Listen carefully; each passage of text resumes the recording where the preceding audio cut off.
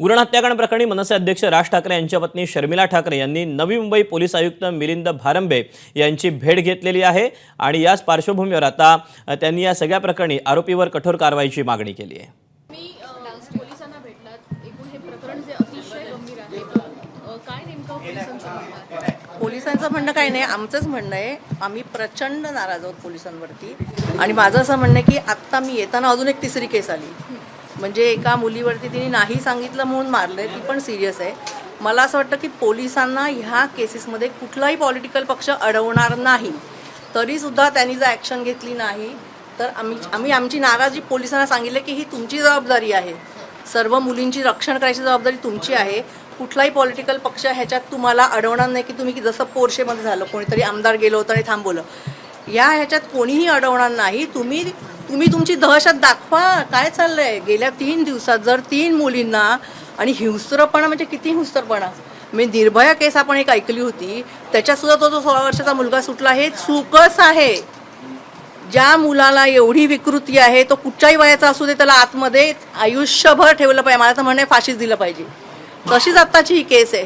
तुम्ही मंदिरात पुजारी जर असं करत असतील, मुलीनं लग्न करून फसवून असं करत असतील, तर ह्या लोकांवरती पोलिसांची दहशत असली पाहिजे. दहशत म्हणेन मी. की पोलीस काय करू शकतात हे या पुरुषांना कळलं पाहिजे. आणि ते जोपर्यंत कळत नाही तोपर्यंत हे पुरुष थांबणार नाहीत. शताफीनं खरं तर आरोपींना पकडलं जातं, पण दुसरीकडे कायद्याचा धाक नाही का वाटत? त्याच्यासाठी मी आता सांगितलं की पोलिसांच्या हातात पण काही असतात जे तुम्ही तुमचा धाक दाखवू शकता, दहशत दाखवू शकता. आणि मी आता शालू वहिनींना पण सांगितलेलं आहे की शक्ती कायदा 10 वर्षापासून अजून इम्प्लिमेंट झालेला नाही. तो अजून तिथे बासनात गुंडाळून पडलेला आहे. तर आमची अशी पंतप्रधानांना विनंती आहे की आता पुढच्या 5 वर्षात, ह्या एकच वर्षात तुम्ही तो शक्ती कायदा पास करा आणि तो पास करून त्याचं इम्प्लिमेंटेशन होतंय की नाही ते बघा. असे गुन्हे झाले की 2 महिन्याच्या त्या माणसाला फाशीच दिली पाहिजे. त्याला इथून हायकोर्टात गेला, हायकोर्टानं सुप्रीम कोर्टात गेला, मधून राष्ट्रपतींकडे गेला, त्याला कुठेही वाव नसला पाहिजे. ह्या अशा गुन्ह्यांना कुठेही व्हॉइस किंवा न्याय मिळवला नाही पाहिजे. त्यांनी जे केलंय त्याच्यावर त्याला पनिशमेंट झाली पाहिजे. उरणमधल्या केसबद्दल बोलायचं झालं तर आरोपीला आता अटक केलेली आहे आणि मुख्य आरोपीला अटक केल्यानंतर आणखी योग्य पद्धतीने तपास होईल असं पोलीस सांगतायत. दुसरं, तुम्ही कुटुंबियांना सुद्धा भेटणार आहात. मात्र मागच्या काही दिवसापासून अनेक पक्षाचे नेते हे कुटुंबियांना भेटतात आणि लव जिहादचा कुठेतरी नारा यामध्ये दिला जातोय. मला असं वाटतं ह्याच्यात धार्मिक न आणता दुसरी जी केस आहे ती आपल्या मंदिरात झाली आहे, तिथं अति लाजिरवाणी आहे. पुरुषाला धर्म नसतो. हे जे असे कामं करतात ना, ते पुरुषाला धर्म नसतो. त्याच्यामुळे धर्मनिरपेक्ष जो कोण पुरुष करतोय त्याला तात्काळ शिक्षा झाली पाहिजे. तो कुठच्याही धर्माचा असो. असं काही नाही आहे की लव जिहाद केलं म्हणून त्याला मारायचं आणि मंदिरांनी पुजाऱ्यांनी केलं म्हणून त्याला सोडायचं. त्याला तेवढीच कडक शिक्षा झाली पाहिजे. सर्व घटना घडतात, आपण पोलिसांवर नाराजी व्यक्त करताय, परंतु आपल्याला असं वाटतं गृहमंत्र्यांचं देखील अपयश आहे. पोलीस जर स्ट्रॉंग ॲक्शन घेतलं तर गृहमंत्र्यांपर्यंत जायची गरजच नाही आहे. मला असं वाटतं पोलिसांची नेमणूक किंवा त्यांना त्यांच्याच हातात असते संरक्षण. सरकारने त्यांना दिलेलं असतं की महाराष्ट्रातल्या लोकांचं संरक्षण करायची जबाबदारी ही पोलिसांची असते. पोलिसांनी नाही केलं तर मग गृहमंत्र्यांनी लक्ष घालायला पाहिजे, पण पोलिसांनीच का करू नये ह्याच्यावरती माझा प्रश्न आहे. हिंदी में आज आप कमिश्नर से मुलाकात की आपने, नवी मुंबई में एक के बाद एक 3 मामले सामने आए महिलाओं की सुरक्षा को लेकर आपके। मैं बहुत ही नाराज़ हूँ. मुझे बहुत ही खेद हो रहा है बताते समय कि मैं मुंबई से इधर आते समय मुझे 2 केसेस पता थी, गाड़ी में तीसरी केस हो गई. ये बहुत ही शेमफुल है. और मैं पुलिस के साथ मैंने बहुत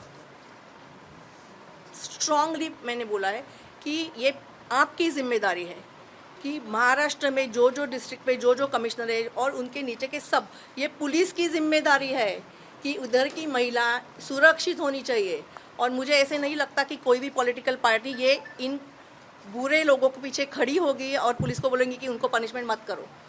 ऐसी दहशत होनी चाहिए पुलिस की कि अगला आदमी सोचने के पहले बोलेगा नहीं बाबा ये पुलिस इधर ऐसी पनिशमेंट देती है, हमको ये नहीं करना चाहिए. मैम, आपने पॉलिटिकल पार्टी का जिक्र क्या कुछ बताया कि घटना कैसे घटित हुई, क्यों घटित हुई, इस बारे में चर्चा हुई? क्या नहीं, बताया? घटना कैसे हुई मुझे नहीं, इंटरेस्ट भी नहीं है. मुझे सिर्फ पनिशमेंट चाहिए. मैंने उनको यही बोला है कि हम बहुत नाराज़ है, ये आपकी जिम्मेदारी है, ये ऐसी घटना नहीं होनी चाहिए. आज हुई है उसके आगे नहीं होनी चाहिए. और जो हुई है, जो सबको अरेस्ट किया है, उसको पुलिस का खाना पीना भी मिलना चाहिए। आपने पॉलिटिकल पार्टी का जिक्र किया है, यहाँ पे कुछ पॉलिटिकल पार्टी लव जिहाद का एंगल इसमें खोज रही है, उसको लेकर क्या? जैसे मैंने बोला कि सिर्फ लव जिहाद करके फायदा नहीं है। ये दूसरा जो केस है वो मंदिर में हुआ है, मंदिर में हमारे हिंदू पुजारी ने किया है। तो इसे में धर्म मत लाइए। जो आदमी इतनी कमीनापन पे उतर आता है ना, उसको पनिशमेंट मिलनी चाहिए, जो कोई भी धर्म का हो, कोई भी जात का हो, किसी भी का हो। निर्भया कायदे की आपने बात की, अभी तक इम्प्लीमेंट नहीं हुआ है, उसको लेकर क्या करेंगे आप? मुझे ऐसे लगता है, मैं अभी आपके सामने पंतप्रधान जी को निवेदन देती हूँ, अगर हमको टाइम मिला तो हम उधर जाके भी देंगे। शक्ति कायदा जो निर्भया के टाइम लाया गया था, उसका अभी इम्प्लीमेंटेशन नहीं हुआ है। और ये केस सिर्फ महाराष्ट्र के नहीं है, हमको महाराष्ट्र का पता है, भारत भर में कितनी लड़कियां लापता हो रही है, कितनों को मारा जा रहा है, कितने के ऊपर बलात्कार हो रहा है। किसी का, हमारे पास सिर्फ रिकॉर्ड है, पुलिस के पास भी सिर्फ रिकॉर्ड है, गवर्नमेंट के पास भी सिर्फ रिकॉर्ड है, उसका क्या करते हैं? तो शक्ति कायदा इमीडिएटली इम्प्लीमेंट होना चाहिए। क्या आप गृह मंत्री से मुलाकात करेंगे ताकि इन चीज़ों को और भी बूस्ट मिले? सेंटर में करने का हम ट्राय करेंगे। 10 वर्ष झाली तरी शक्ती कायद्याची अंमलबजावणी झाली नसल्यानं शर्मिला ठाकरेंनी खंत व्यक्त केली। यासोबतच जे आरोपी आहेत त्यांना फाशीची शिक्षा व्हावी अशी मागणी देखील त्यांनी केली आहे। एबीपी माझा, उघडा डोळे बघा नीट।